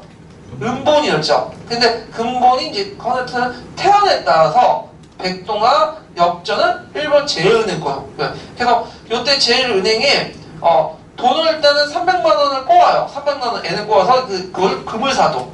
그래갖고 금을 제일은행권에 예치시킨 다음에 그걸 담보로 해갖고 제일은행권을 발행을 해서 기존의 화폐와 교환을 하는 거죠. 예, 그런 건데, 자, 그러면 이때 이제 교환을 해줄 때 백동화가 제일 문제가 됐어요. 백동화가 왜 문제가 됐냐면 이 백동화가 이제 그 당시 그 백동화 인플레이션 해갖고 뭐예요? 많이 뛰었죠. 그래서 백동화 가치가 좀 먹는 것도 되게 많았어. 그래서 백동화는 이제 니켈하고 구리 합금이거든요. 그래서 그 합금에 따라 경도에 따라서 좀 괜찮은 것은 그 다음에 나쁜 거는 을, 병 이렇게 하죠. 그래서 이제 갑은 이제 거의 1대1로 교환해줘요. 2전 오픈으로 해고 교환을 해주고, 을은 1전 정도 교환해주고, 병은 질이 확 떨어진다 해가지고 교환 대상을 제외하죠. 근데 문제는 을과 병종을 많이 가지고 있었던 사람들이 뭐냐면 한국인들이에요. 큰 손해를 봤는데 일본 애들은 크게 손해를 안 봤어. 왜 손해를 안 봤냐면 얘네는 사전에 정보를 입수했죠. 그래서 자기가 가지고 있는 은과 병 같은 백동화들을 그냥 버리기는 아깝죠. 제일 간단한 게 뭐예요? 제일 안정적인 게 토지를 사두는 거지. 그래갖고 이제 그 지방에 내려가. 그래서 한 평당 한 10원 정도 되는 토지를 와갖고 3, 40원 줄게 하니까 어떻게 좋다고 하면서 3, 40원 주죠. 근데 갑을 주는 게 아니라 뭐야? 을과 병을 줘요. 그러면 이제 가지고 있는 사람이 이제 그 일본 상인이 아니라 누가 가지고 있겠어? 농민들이 가지고 있겠죠. 근데 화폐가 딱 보니까 교환해줘 갔더니 교환을 안 해줘. 그리고 교환도 같이 전해갖고 해줘. 그냥 총상 망한 거죠. 그래갖고 이제 농민 파산의 원인이 돼요. 이것 때문에. 예. 그래갖고 있는데, 자, 하여튼, 이렇게 있고, 그 다음에 엽전인데, 엽전은 이제 상평통보를 말하죠. 보통 상평통의 별칭이 엽전이에요. 왜냐면 그 주물틈이, 나무 잎처럼 이렇게 생겼다 엽전이라고 했거든요. 그 당시에는. 근데 이게 실제 가치와 포함 가치가 차이가 없어. 이게 무슨 말이냐면, 그 엽전 동을 만들었잖아요. 거기에 그 함량과 교환하는 가치가 뭐냐면 교환을 입던 가치가 오히려 적어요.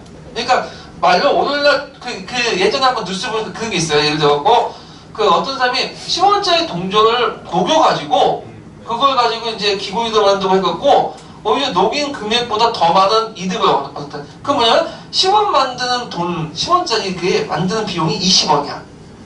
그러니까 녹여서 다른 걸 만드는 게 훨씬 더 이득이 되는 거죠. 마찬가지로 교환해가지고 교환해갖고 엽전을 교환하고 제일 은행 걸 받는 비율보다는 자기가 엽전을 고물상에 갖다 팔아가지고 얻는 이득이 더 있다. 그럼 어떻게 하겠어요? 고물상에 갖다 팔겠지. 그러다 보니까 엽전은 실제 교환이 잘 안 돼. 그래갖고 대부분 수출돼 외국으로. 그래서 외국에서 녹여가지고 이제 쓰는 거죠. 예. 그래서 이제 이런 것들을 했다. 자, 그래서 있고요. 그 다음에 이제 부동가 교환. 아까 전에 백동안이 교환할 때 제대로 교환을 안 해줬죠. 그리고 이제 소액 교환은 거부하고 거액 교환만 인정해서 중소상이 타격받고, 그 다음에 교환 기간도 30일밖에 안 되고, 홍보 기간도 잡았고, 주로 일본 상인들에게만 주로 홍보를 했어요. 사전 정보하고. 그러니까 일본 상인들은 이미 통화 계약 한다고 하니까 그 전에 사전 받고, 사전 정보를 받고 자기가 가지고 있는 백동화 중에 지인 나중에 다 처분시켜버린 거야. 네. 자, 그래갖고 이제 있고, 그 다음에 재정정리사업을 할 때 같이 했던 게 뭐냐면 외핵이에요. 외핵. 이게 한번 예전에 시험 문제 나왔죠? 요거 별표 2개 쳐놓으세요. 자, 예전에 이제 외핵은 뭐냐면 지방 간이 징수한 세금을 직접 중앙에 보내지 않고 상인을 통해서 간접적으로 보내거든요. 그러니까 근데 이 상인들이 도중에 유용하거나 횡령을 해. 고리제 대자금을 이제 이용하는 문제점이 있는데, 이게 왜 그러냐면 그때는 통신이 발달되지 않았잖아요. 지금처럼 이게 계좌이체 이런 것도 없었어. 그러니까 우리가 세금을 내면 계좌 합치하면 곧바로 이제 정보에 들어가잖아요. 국고에. 그런 게 아니라 그 당시 지방간에 징수하면 이 사람이 직접 이제 중앙정보 갖다 줘야 되는데 시간이 어딨어. 그러니까 상인들에 맡겨요. 상인들이 예를 들어 내가 10원을 주면 2월이나 3월 때 중앙정보를 줘. 주말에 올라서. 그러면 그동안 그 돈을 갖고 있다가 가지고 있으면 그냥 안 되니까 이걸 권위대로 놀리는 거야. 남의 돈을 가지고. 그래서 이걸 뭐라고 하죠? 유용이라고 하죠. 그래서 우리가 보통 이제 내가 세금을 이제 관리해. 1,000만 원을. 근데 그걸 이자를 은행에 맡겨놓고는 이자 수익을 타먹는 거지. 그러다가 이제 기한이 되면 정부에 다시 반납하는. 그러면 아주 도중에 빼먹어. 횡령이죠. 그러니까 이런 가능성이 있는데 이것을 이제 예전에 고치려고 하다가 고치지 못했는데 메가다 합의할 때 이걸 고쳐버렸죠. 그래서 이제 그 당시 권력기관, 지방간, 정보기관들이 서로 유착됐는데 합의할 때 이런 거를 근절시켜서, 근데 문제는 조선상인이 자본 부족 형사예요. 왜냐면 그걸 통해서 자본을 유통시키고 단기 자본 유통시켜갖고 돌렸다가 이득도 얻고 좀 비싼 데 싸다가 빼서 다시 줬는데 이게 안 되는 거죠. 예. 자, 그러면 그와 관련된 그 외액 부분은 어디에 자세히 나오냐면 그 신특강에 잠깐 언급돼 있어요. 근데 구체적인 내용은 거기 뭐냐면 9편이 있는데 이것도. 그래서 9편의 내용 관련된 근거편을 한번 읽어볼게요. 1209페이지 펴보세요. 1209페이지 1209페이지 어디 있냐면 이거 어디 있나? 잠깐만, 1209페이지가 아니라 이게 정리했는데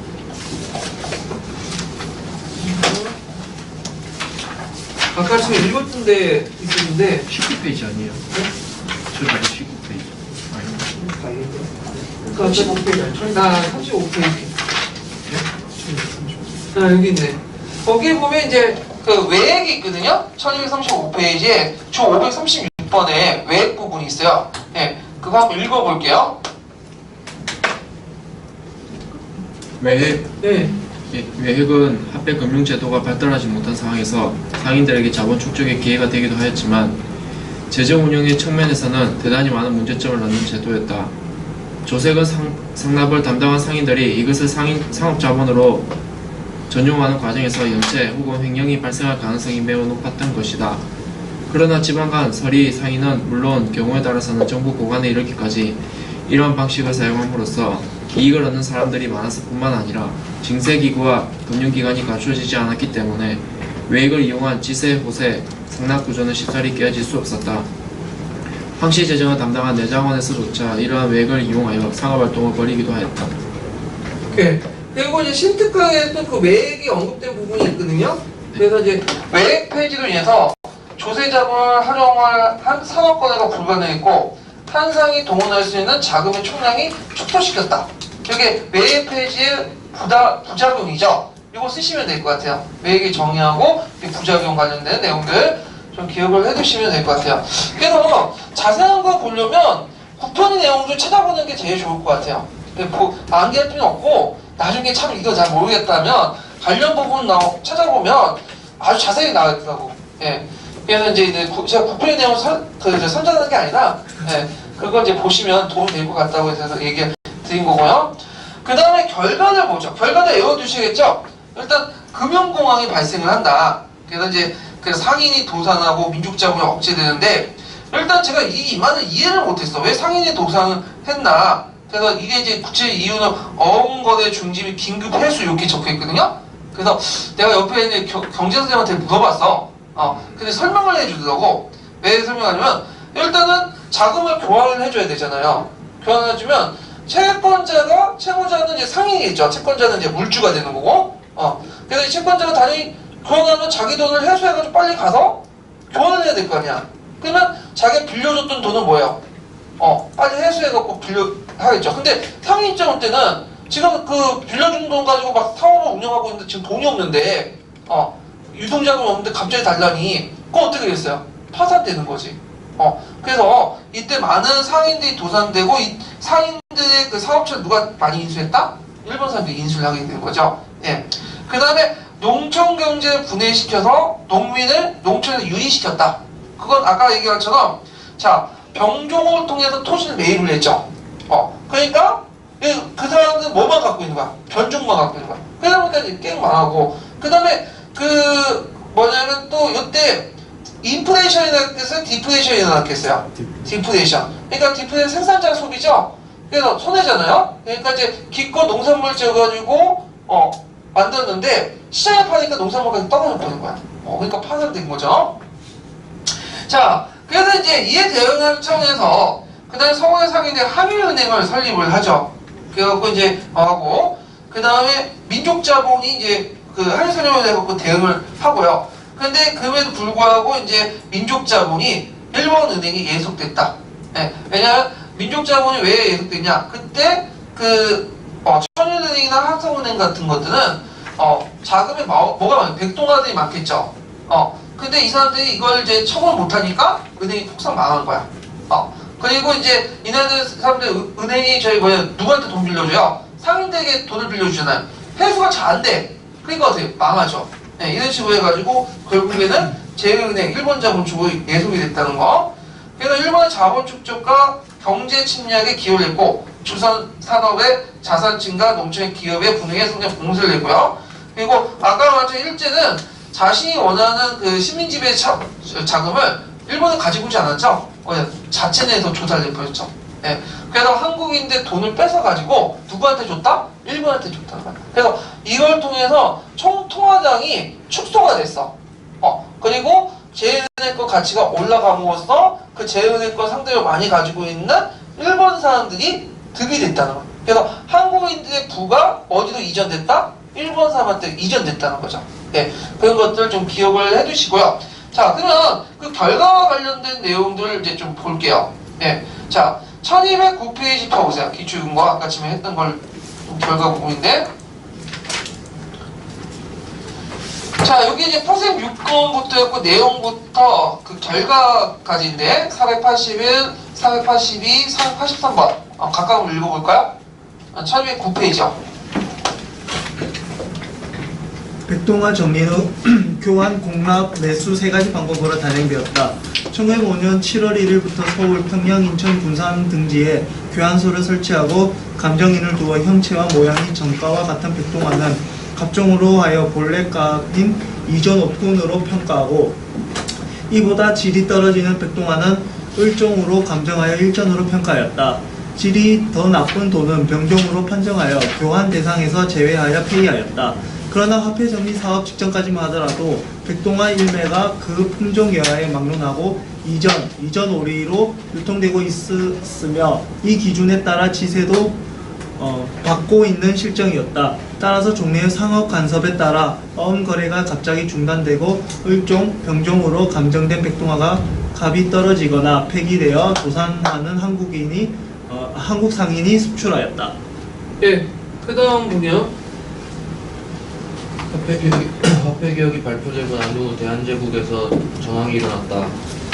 서울을 비롯한 전국 각지에서 어음거래가 돌연 중지하고 거기에 더하여 기왕에 발행, 거래되어 오던 어음에 대해서까지도 모두 현금으로 바꾸려고 하여 금융이 마비되었으며 대금업자들은 일제히 대금을 중지하고 기왕에 지출한 대금 회수를 서두르게 되었다.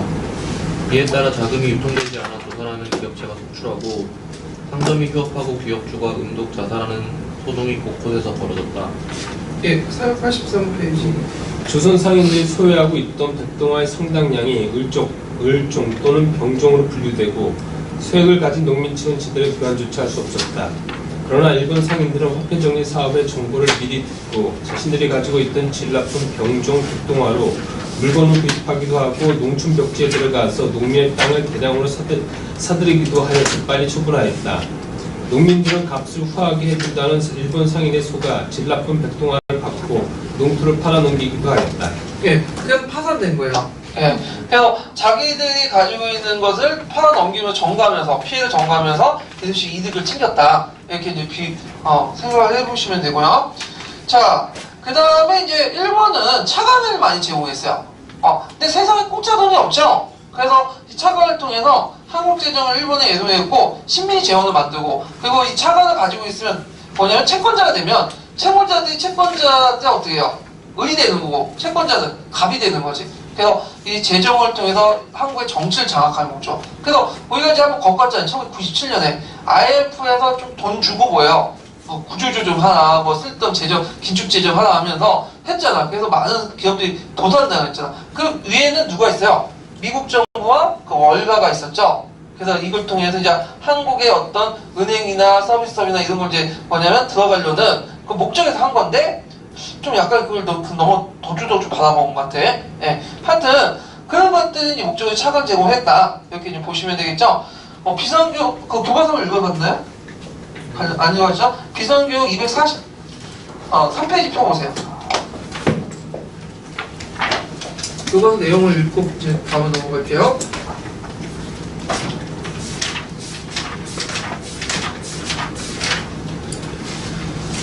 자, 그 일본의 금융지배와 토지 약탈 부분이 있죠. 여기 한번 읽어볼게요. 일본의 금융지배와 토지 약탈, 일사조약을 전후하여 일본은 우리나라를 경제적으로 지배하기 위해 금융과 재정을 장악하는 데 힘썼다. 재정 및 외교 공빙에 관한 한일 각서에 따라 재정 공동으로 추빙된 내각하는 전한국을 폐쇄하고 일본 제1연합 조선 지점을 한국의 중앙은행으로 만들었다. 이어 한국 경제의 가장 큰 문제는 백동화 남발로 인한 화폐 유통의 혼란과 물가 폭등이 있다고 하며 화폐 정책을 추진하였다. 이 사업으로 기존에 통용되던 역정과 백동화가 일본 제도은행에서 발행하는 새 화폐로 교환되었다. 이때 백동화는 품질에 따라 교환액이 달리 정해졌는데 2분의 1 이하로 평가 절하되거나 교환이 거부되기도 하였다. 이로 인해 시중에 유통되던 화폐량이 줄어들고 한국사인과 은행이 파산하기도 하는 등 큰 타격을 입었다. 일본은 통관부를 통해 전국에 재무서와 재무감독국을 설치하고 징세 업무를 관장하게 하여 정부 재정을 장악하였다. 황실 재정의 수입원이었던 역돈 통장제와 홍삼 정제 수입도 국유화하여 정부 재정으로 통합하였다. 한편 1880년대 들어와 일본인들은 고위대공 등의 방법으로 조선의 토지를 사들였다. 외국인의 토지 매매가 금지되어 있었지만 전주, 군산, 나주 등 호남 곡창시대에 대규모 토지를 매입하여 농장을 경영하였다. 러일전쟁 후에는 철도 부지와 군용지를 확보할 명목으로 국유지와 역도토를 약탈하였다. 일본 정부는 이를 배후에서 권장할 뿐만 아니라 일본인이 자유롭게 한국에 갈 수 있도록 이 법을 개정하였다. 나아가 1908년에 동양척식 주식회사를 세워 공장토 등 국유화한 황실 소유 토지를 일본인들에게 쌍갑에 불화하였다. 네. 제가 그 예전 동양척식 주식회사를 1905년이라고 얘기했는데 1908년이에요. 그러니까 8년이네. 네. 성인용도 좀 수정해 주시고요. 자, 그래서 이제 이렇게 해서 이제 받고, 자, 1번 토지 약탈 및 이제 철도와 도로 부서를 이제 좀 볼게요. 자, 이 토지 약탈과 이제 철도 부서는 기본적으로 뭐예요? 조선의 식민지화죠. 이 기초 작업을 말하는 거고, 그 과정에서 이제 토지 약탈이 되게 많았는데, 여기에서 이제 청원전쟁 이후에 일본 대자본가들이 예전 읽은 것처럼 호남의 곡창지대에 대규 농장들을 사들여 전주, 나주, 군산 일대 그 다음에 이민법 같은 걸 만들어갖고 농업이민도 이제 하죠. 그래서 이 목적은 안정적인 식량 확보와 식민지 농업 구조를 개편하는 시도에서 이제 했다. 그 다음에 너일전쟁 이후에 더 본격적으로 이제 토지 약탈하는데 특히 너일전쟁 전후로 해갖고 철도 부지들을 강탈하죠. 근데 이 철도 부지들이 아까쯤에 읽은 것처럼 역둔토나 예전에 역참에 있었던 거예요. 역둔토는 역참이거든요. 예. 그래갖고 그 예전에 중요한 길목들 있죠. 그게 꼭 철도 부설고, 그리고 여기 역참이 있었던 곳이 나중에 여기 들어간 자리거든요. 그래서 여기 다 국유지예요. 그래서 이걸 뺏어가지고 거기에 토지를 철도를 넣죠. 근데 철도를 놓을 때 그 철도 노동자들을 이제 동원할 때 그냥 돈을 주면 괜찮은데 돈 한 푼도 안 줘요. 그래서 이제 동원하니까 이거에 대해서 이제 반발이 일어나는 거지. 그래서 심지어는 막 철도 파괴 사업도 일어나고, 그 다음에 이제 그 철도 노동자들이 일어나서 일본인 감독관 죽이고, 뭐 관리도 죽이고, 그런 경우도 되게 많았거든요. 예. 자, 그래갖고 이제 이거는 좀 기억을 해두시고, 그 다음에 이제 국가소유 항모지 개관권 요구했는데, 이거는 이제 보안회 때문에 철회했고, 그 다음에 1908년에 뭐가 설립됐다고 했죠?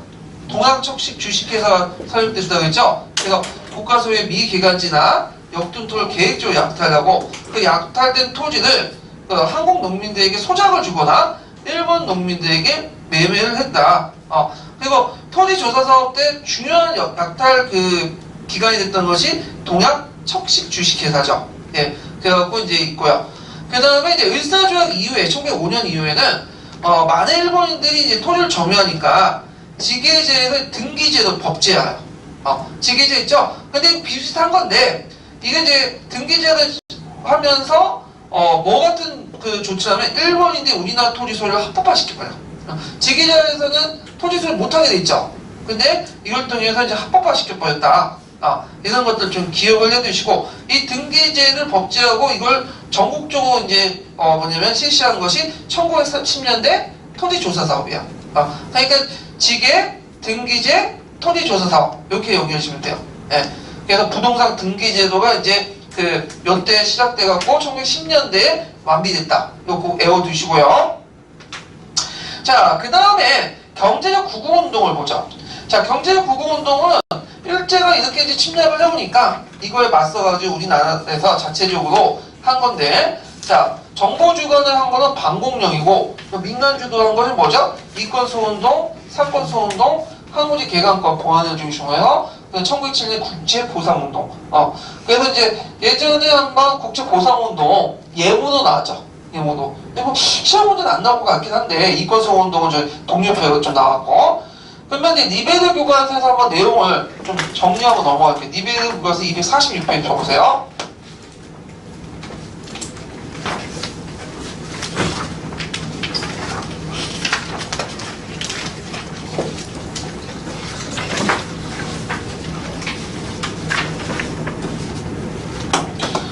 자, 요게 이제 볼 게 뭐냐면 방공령이에요. 방공령.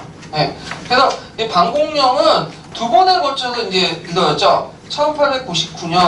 89년에 함경도에서 1890년에 일어났는데 함경도하고 항해도에서 일어났어요. 항해도. 예. 그래갖고 이제 두 번에 걸쳐갖고 일어났다는 걸 좀 기억을 해주시고 방공령이 됐던 그 조항이 됐던 조항이 뭐죠? 도율통산 개정조항이죠. 그래갖고 이제 그 만약 조선국이 수재나 한제 전쟁을 해서 식량이 결핍될 경우에는 어떻게 해요? 조선 정부와 일본 정부에 한 달 전에 지방간이 그 일본 영사를 알린다. 그 내용이거든요. 근데 일본 영사 입장에서 한 달 전에 알리려고 했는데 우리 못 받았다는 거야. 알렸긴 알렸어. 근데 못 받았다고 우기면서 이제 배상해달라고 배상한 사건이 방공령 사건인데, 자, 이 방공령 사건 내용 좀 기억을 해주시면 되고요. 이 방공령이라는 것은 그 예전부터 있었다는 거죠. 그래서 제가 이제 조선시대 때 관찰사가 지역 내에 이제 쌀이 부족할 경우에 해외나 밖으로 다른 도로 유출을 못 시키게 하는 일종의 행정명령이에요. 예. 그래서 이런 내용들 좀 기억을 해두시면 될 것 같아요. 자, 그러면 한번 읽어볼게요. 여기 방공령 관련된 부분. 방공령을 선포하고 상권 수호에 나섰다. 개항 이후 일본으로 곡물 유출이 급증하면서 곡물 가격이 급등하였다. 지주와 군웅들은 많은 이익을 얻었지만 농민과 도시